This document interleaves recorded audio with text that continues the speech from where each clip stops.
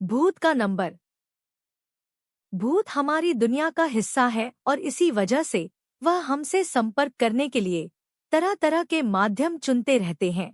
लेकिन आज तकनीक बदल चुकी है और भूत भी अपने संपर्क साधने के तरीके तकनीकी करना चाहते हैं। इसी से प्रेरित होकर भूत का नंबर भूतिया कहानी लिखी गई है। मुझे पूरी उम्मीद है कि आपको यह कहानी पसंद आएगी। शहर में एक अजीब अफवाह फैल रही थी कि लोगों को भूत का फोन आ रहा है, और तो और कई लोगों ने अपनी मोबाइल स्क्रीन पर भूत का नंबर तक दिखाया, लेकिन किसी के पास कोई तथ्य नहीं है जिनसे यह साबित किया जा सके कि उनकी बातों में सच्चाई है। लेकिन जब तक यह केवल मजाक तक सीमित था, तब तक तो लोग इसे हल्के में ले रहे थे।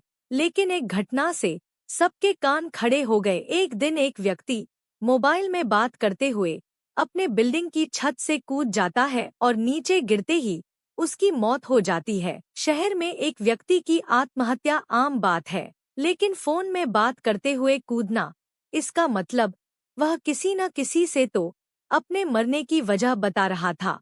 इसलिए पुलिस तहकीकात आगे बढ़ाती है और उस व्यक्ति के मोबाइल की आखिरी कॉल रिकॉर्डिंग मंगवाई जाती है। लेकिन ताज्जुब की बात तो यह थी कि उस समय उसके फोन में किसी का कॉल नहीं आया था। पुलिस की चिंताएं और बढ़ जाती हैं, क्योंकि लोगों की भीड़ ने उस व्यक्ति को फोन में बात करते हुए देखा था।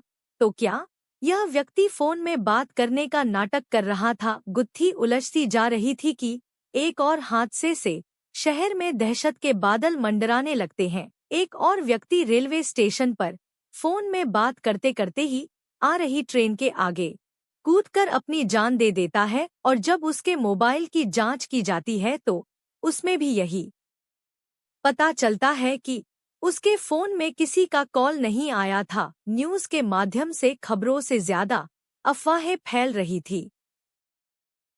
हर कोई भूत का नंबर जानना चाहता था। डर की वजह से लोगों ने फोन में अननोन नंबर उठाने बंद कर दिए थे। मामला पुलिस की पहुंच से ऊपर था, इसलिए भूत विशेषज्ञ को बुलवाया जाता है। उन्हें मामले की जानकारी पहले से ही थी, इसलिए बिना देरी किए मारे गए व्यक्तियों के मोबाइल की नेटवर्क रिपोर्ट मंगवाते हैं, जिसकी फ्रीक्वेंसी से उन्हें पता चलता है कि उनके फोन में भले ही किसी का कॉल नहीं आया, लेकिन फोन से किसी का नेटवर्क कनेक्ट जरूर हुआ है। मामला डिजिटल टेक्नोलॉजी का था, इसलिए इन्वेस्टिगेशन में डेटा साइंटिस्ट को भी शामिल किया जाता है। इन्वेस्टिगेशन चल ही रही होती है कि अचानक शहर में 3 लोग और अलग अलग तरीकों से आत्महत्या कर लेते हैं। इससे शहर में दहशत का माहौल बनता जा रहा था। डेटा साइंटिस्ट्स को एक सुराग मिलता है। जितने भी लोग मारे गए हैं, सभी के मोबाइल में एक वेबसाइट का लिंक पाया गया है। उस वेबसाइट में बहुत से भूतिया मंत्र लिखे हुए हैं और उन्हीं मंत्रों में एक भूतिया नंबर भी है, जिसके माध्यम से रिकॉर्डेड मैसेज भेजा जाता है, और मैसेज को सुनते ही कोई भी व्यक्ति सम्मोहित होकर अपनी जान दे देता है। लेकिन वेबसाइट ही हत्या की जिम्मेदार है, यह कहना संभव नहीं था, क्योंकि केवल किसी आर्टिकल को पढ़ने से कोई कैसे मर सकता था। इसी बीच विशेषज्ञ आर्टिकल को गहराई से जांच करते हैं तो पता, जिनके माध्यम से लोगों को पहले तो सम्मोहित किया जाता है, फिर उनके मोबाइल में एक रिकॉर्डेड मैसेज के जरिए उन्हें आत्महत्या करने के लिए निर्देश भेज दिए जाते हैं।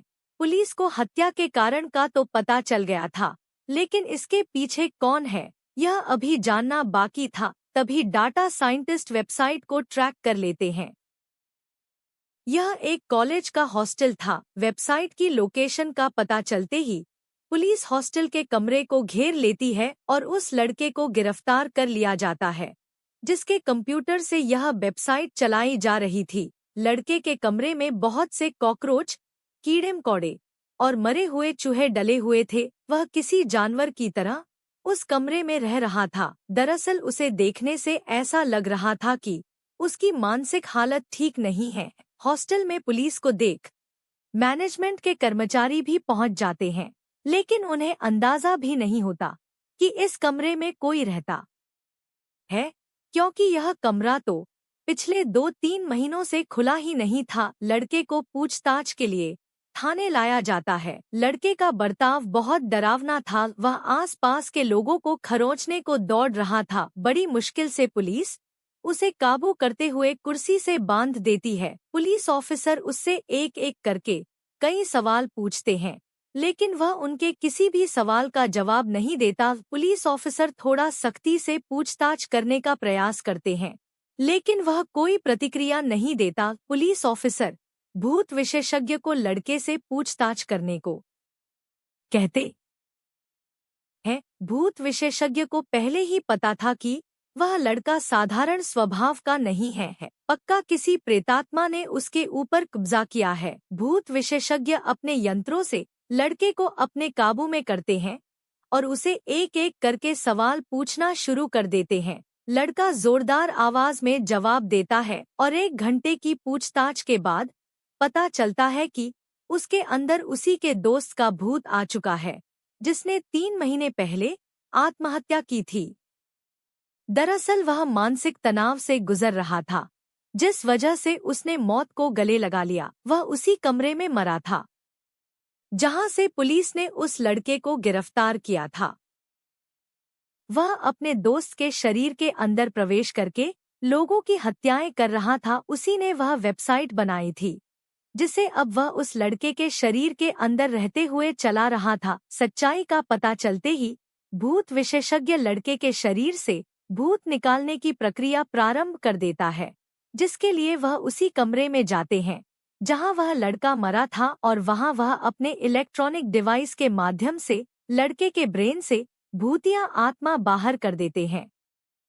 लड़का वही बेहोश हो जाता है। 12 घंटे तक बेहोश रहने के बाद जब उसे होश आता है तो वह धीरे धीरे सामान्य होने लगता है। डाटा साइंटिस्ट वेबसाइट को अब डिलीट कर चुके थे। लड़के को निर्दोष पाया जाता है, उसे मानसिक बीमार घोषित किया जाता है और उसे इलाज के लिए अस्पताल में भर्ती कराया जाता है। पुलिस जुर्म के नए अध्याय को समझ चुकी थी। कभी कभी तकनीक भी इतना भयानक रूप ले सकती है जिसके लिए हमने कभी सोचा भी नहीं था, और हत्याओं का सिलसिला रुकते ही कहानी भी खत्म हो जाती है।